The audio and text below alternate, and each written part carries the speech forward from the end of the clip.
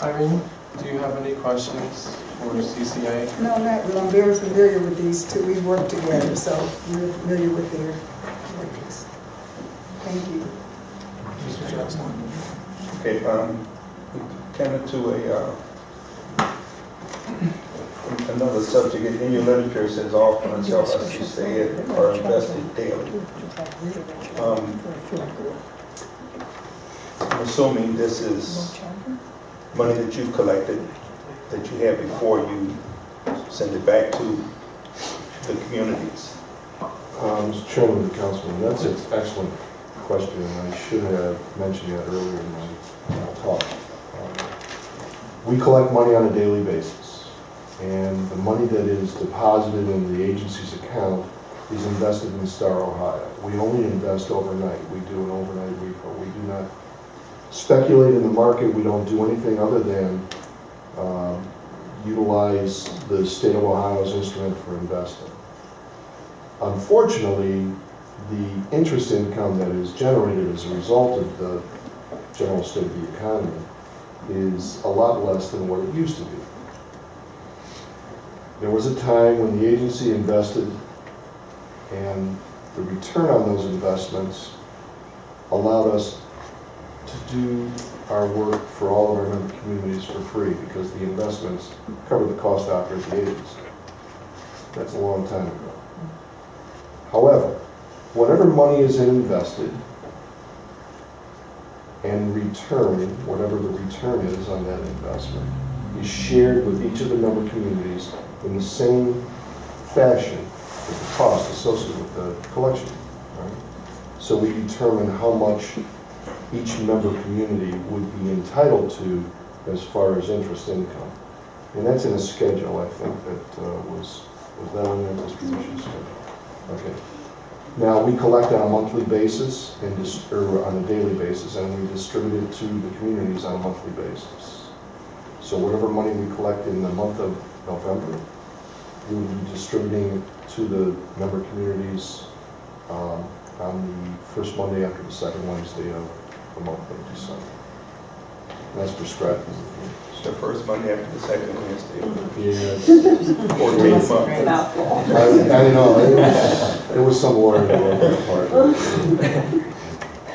Is there ever a loss associated with the overnight investment No. to the community? No, never. No. And, you know, going to that, there's been, because CCA is a component unit of the city of Cleveland, and Cleveland is the largest member, there are many times that people believe that if something bad happens to the city of Cleveland, it's going to happen to that community too, because we're part of the city of Cleveland. We are a separate and distinct organization. Our monies are not commingled with anything that the city of Cleveland has. Our investments are not commingled with the city of Cleveland. If the city of Cleveland goes into default, that doesn't mean that the agency is in default, nor does it mean that the collections of all of our member communities are at risk. They aren't. And there never has been a situation where the agency has lost money as a result of faulty investments or management or another community's problems.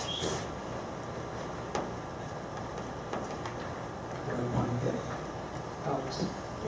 Have you ever been called by Maple Heights to come in to make this presentation before? No, this is the first time. First time. I actually appreciate it very much. Well, glad you could come. Yeah, I do too. Actually, some of the information you were sharing in terms of municipalities using the database from the IRS, I was actually having a conversation with the village of Walton Hills. They actually collect their municipal income taxes in-house, but they check and balance with CCA's information, so they can collect the people who are not putting on the filing stuff. I did hear good stuff about the CCA in that context. Well, good. Yeah. I always like to hear the good stuff, but I also like to hear the bad stuff, because if I don't hear that, then I can't fix it and improve the operation. I guess one of our concerns is with Rita is for those who are delinquent in their taxes or not paying their taxes, is that we want a more aggressive collection, so those taxes are owed to the city, that we can get those funds. Mhm. So that is one of our concerns here as well. We would be happy to try and assist Maple Heights in any efforts that we can. Municipal income tax is the lifeblood of every municipality that has an income tax. I'm not sure what that percentage is for the general fund here. In the city of Cleveland, I think it's 59% of their general fund is derived from the income tax that's assessed in Cleveland. Cities cannot provide those services that the residents expect and deserve without that. And they can't keep going to the ballot and say, hey, we gotta raise this, raise this, raise this. Most fiscally prudent civic leaders know that they can't do that. I mean, they're gonna live within their means, but obviously if they have a tax in place, you want to ensure as much of it that you should be when there's coming in. State, federal, and local income tax administration is all relying on voluntary compliant taxpayers. I would probably have a heart attack if I got a letter from the Internal Revenue Service in my mailbox. I'm like, oh my God, what did I do wrong? I mean, that's just the mindset people should have.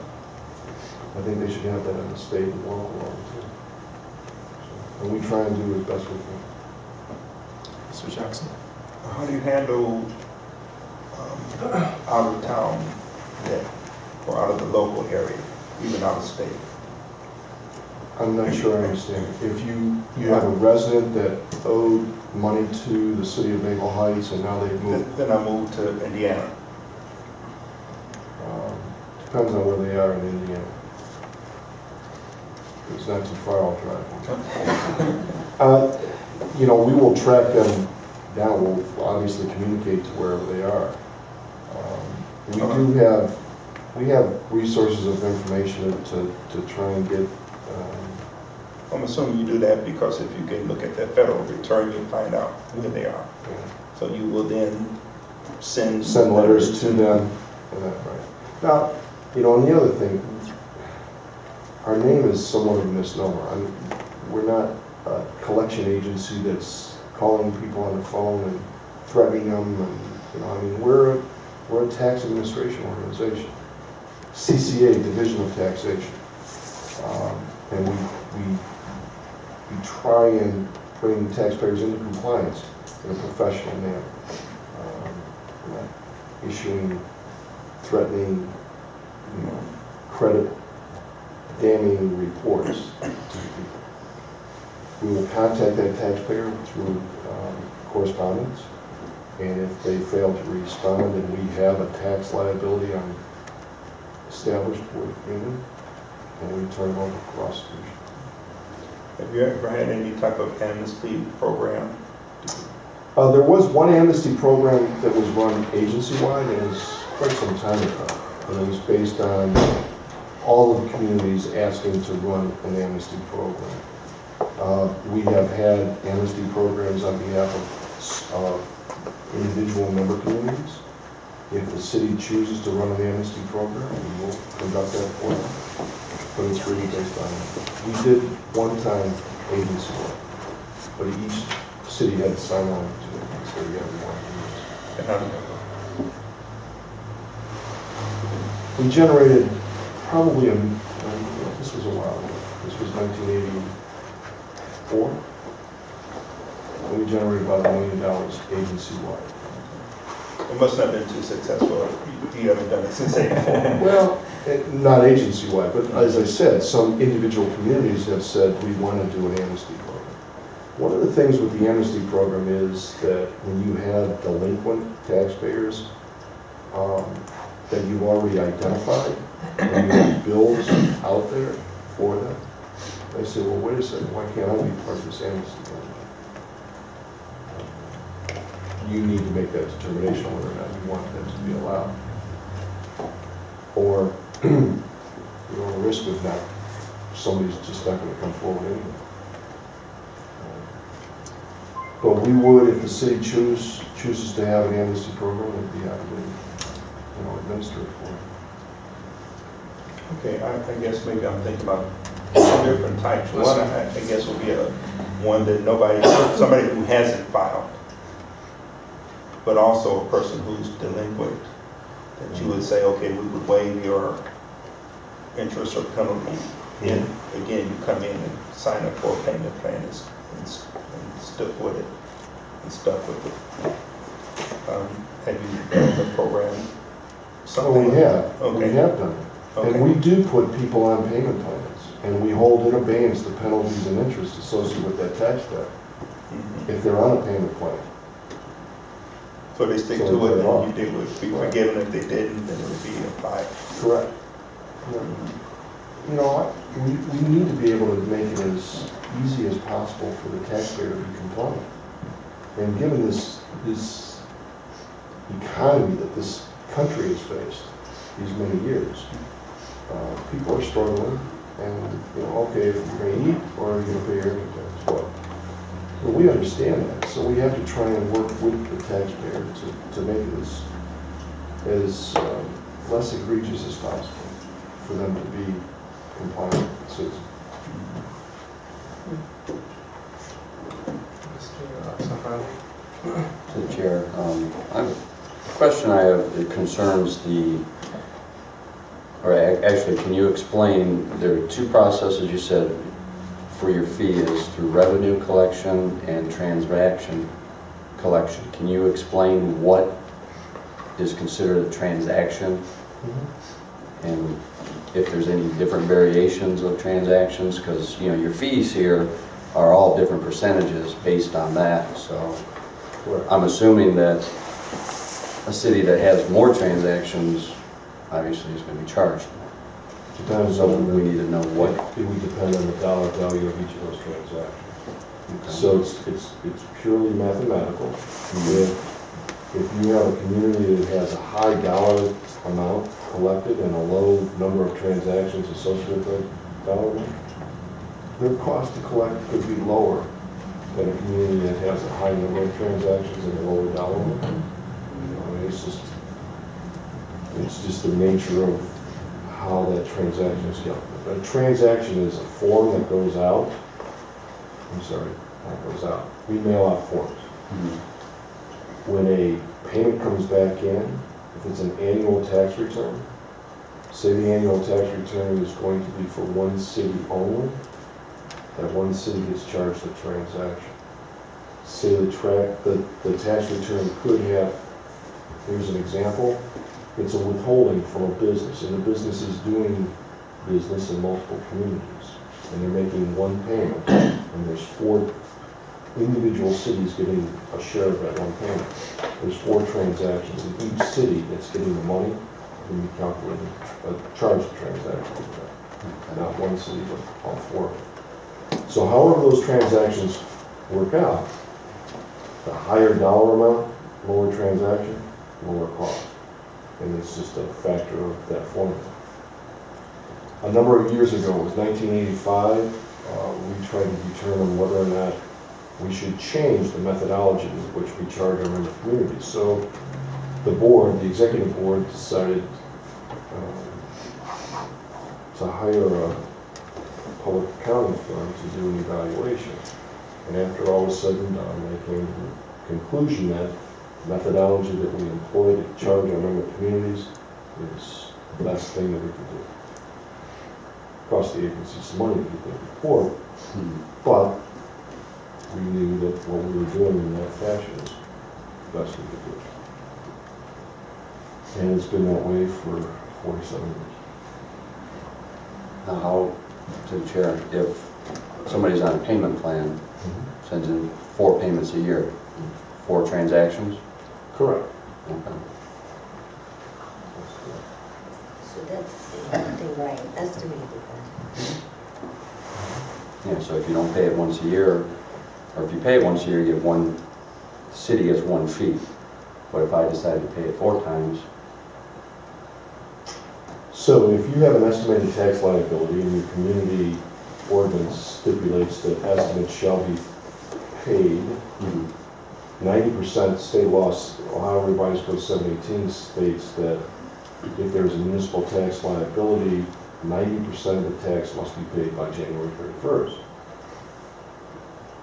Estimates should be paid, so we would send out an annual tax return to the individual. When they file that annual return in April or prior to April 15th, they're going to estimate a dollar amount for the current year. The first quarter is going to be on that return. And the subsequent 3 quarters, we're going to be sending bills out to the taxpayer, a quarter each, and they can pay that. If they choose not to pay it on a quarterly basis, and they choose to pay all of it one time in January, it's going to be one transaction. Is the transaction the same? It would be more money. It'll be more money. Right. Because they want to make sure that they have 90% paid by January 31st. Because if they don't have 90% paid by January 31st, and that return comes through our system is going to know exactly what your ordinance reads and what the penalties are associated with that. And then calculate a penalty and send a bill out to the taxpayer. Mr. Chairman. Yes, Mr. Crowley? Between CCA and RETA, in the collections process, the enforcement process, what distinguishes you from RETA? Your process, the way you go about it, your different department, how is it structured any differently than RETA?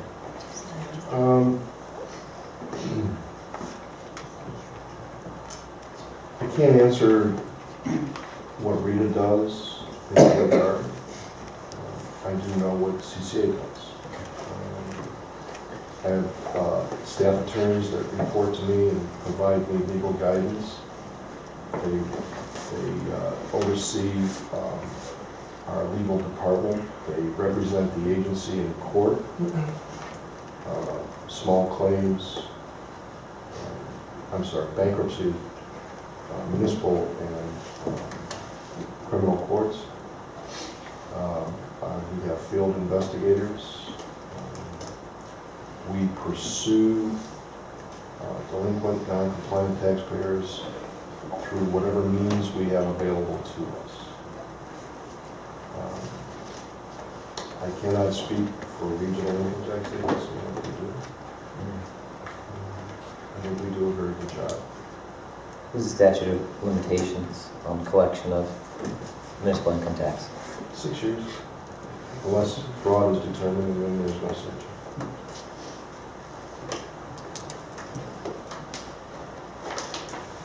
Statute of limitations for issuing a refund is 3 years. I'm sorry? I said the statute of limitation for issuing a refund on an overpayment is 3 years from the time that the money was due.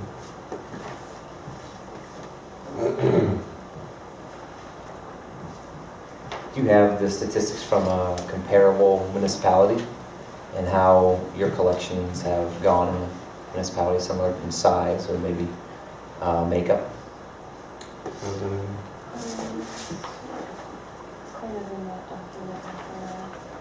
Yeah. All the way around. Do you have What's that? is there a copy of the deed? I'll make a couple copies for you. You want to copy this? Oh, we were just going to make copies for that. Take a picture of your phone. That illustrates what our member communities received in total collections and what we charged them based on the two-factor formula. As I said, I wasn't sure exactly how much Maple Heights received in their income tax. We made an estimate based on information that we had at hand. We looked at other member communities similarly sized and kind of put that in there. If I had perfect information, I would throw that back into our model and tell you exactly how much whatever you received last year would have cost you. Aside from the transaction fees and so forth, and the services you provide, and you put a side note that there is a special fee assessed with, for example, a special prosecutor. What other special services or services outside of that realm would we be charged for? That's it. Whatever we do to operate the agency, currently I'm budgeted for 120 full-time employees.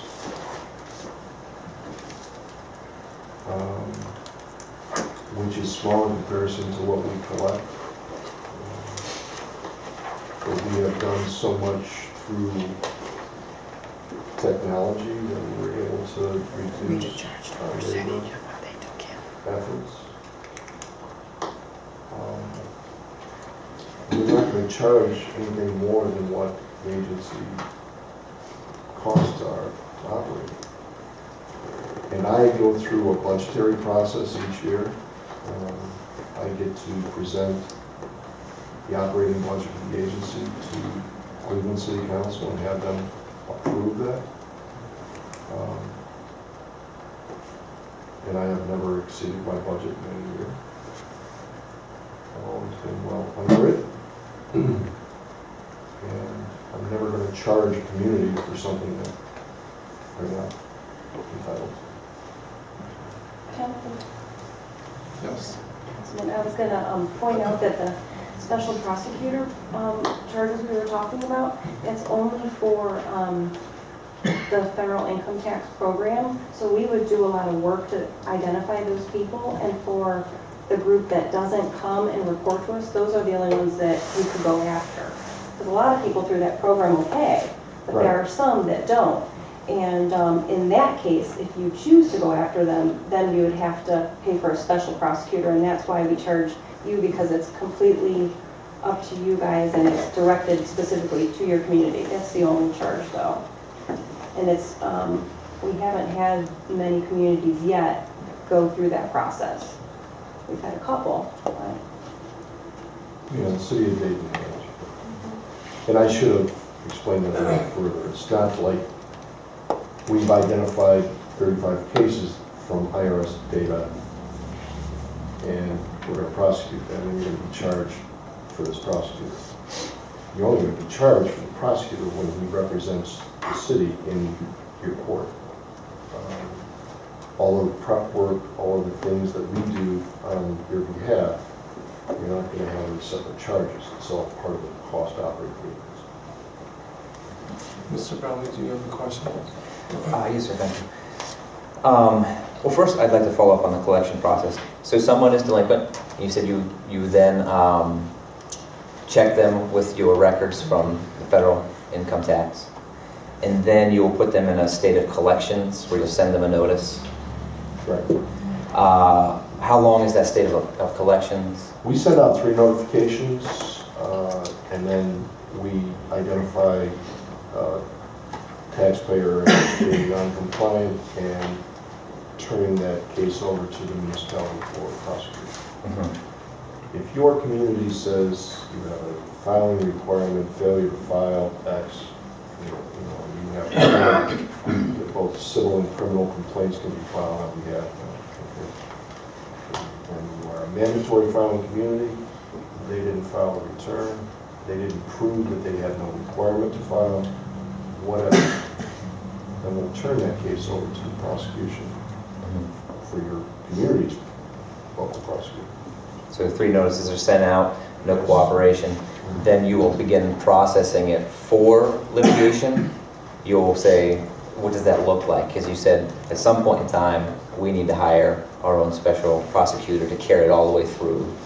No, in that case, in that regard, that's your local law director or prosecutor to adjudicate those cases. We're only talking, There's 2 different kinds. There's the We're only talking federal about the- information right. and then the, federal tax data Regular. is what we need to use a special prosecutor for if we're going to court. That's it. If it's information that we maintain through our own files, we've sent bills out. The bills, throughout the year, we've mailed penalty and interest billing statements to them. They failed to respond to any of those. And then in November, we do the reassessed billing program that we just conducted. They failed to respond to that. And we provide that city a list. These are people, this is the dollar amount, they have not come forth. you can prosecute them. Okay. Then we will send one of our auditors in to help the law director or prosecutor testify on behalf of the city. Say this is what the information is that we have. Okay. Yes, Mr. Jackson. What's the time frame with those notices? How far apart are those? Are they monthly? They're sent out every 2 months. Every 2 months? Because of the billing cycle and the way that we can get information back into our payment system, it's structured every 2 months. Okay. So over a 6-month period, 3 bills would go out on behalf of that tax. One more, Mr. Chair. Yes, Mr. Jackson. The MIT. Oh, MIDAS? MIDAS, that's how you. Yeah, that's an acronym, Municipal Income Tax Information System. Right, I see it. This is software that the city could use to look at the We have, information. MIDAS is what we utilize to Okay, administer the payments and data that we maintain. We have a version of MIDAS, remote access MIDAS, for each of our member communities. Our IT department goes in and installs this version of MIDAS at the tax administrator's designated computer, providing access to your community's records. The tax administrator, the only person that is allowed to look up that tax data. They cannot manipulate the data, they can't adjust or change those records in any fashion. But they have inquiry capabilities. They can go in and query and say, okay, how many taxpayers do I have on X street? They can report, they can look up who's in the penalty and interest files. They have various features that they can utilize to use that information. and that's at the city site. That's exactly at the city site. Is there a cost for that? No. Okay. The computer just has to be able to download your program, whatever that would be. Right.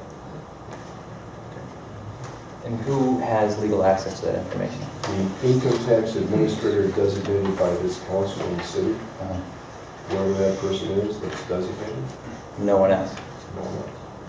under any circumstance, no one else. Your ordinance, along with Ohio Revised Code 718, and state statutes and federal statutes, provide criminal prosecution for dissemination of income tax information. Income tax information is not a matter of public record in any way, shape, or form. Subject to the Privacy Act, which was directly the result of then-President Richard Nixon's incursion into income tax data in an effort to violate some of his opponents' information.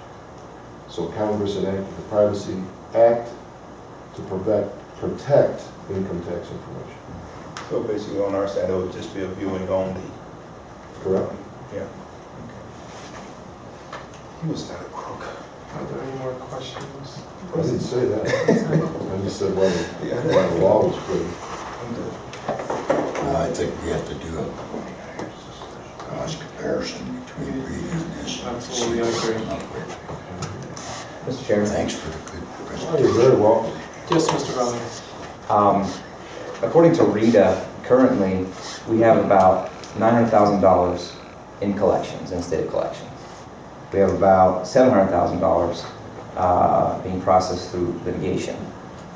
And there's about another $700,000 that is not in collections by any means, but is out there.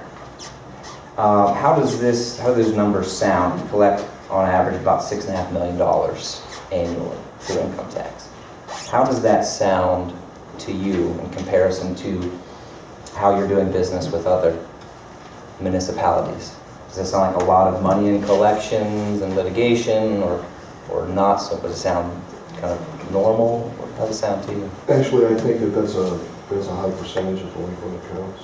A high percentage based on total annual collections. But, you know, without knowing exactly what those accounts represent, you may have 3 accounts that represent 50% of that. I don't know.